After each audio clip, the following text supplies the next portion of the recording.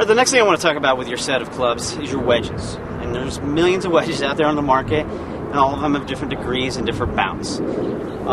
These two wedges I have right here, for instance, we have a 58 degree wedge and a 52 degree wedge.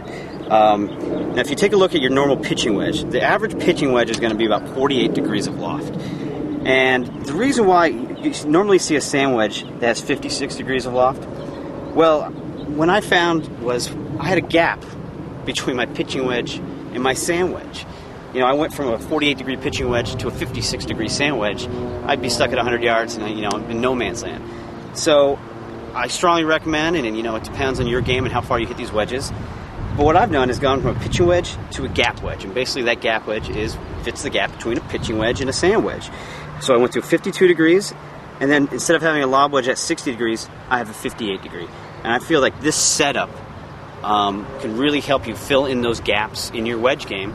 And when it comes down to wedge game, the closer you get to the green, the more important yardages are, because you want to be able to stop that ball as close to the hole as possible. Whereas with those longer irons, you're trying to get accuracy. You don't want to hit it too far right or too far left. And that's just one thing you want to keep an eye on when you look for wedges.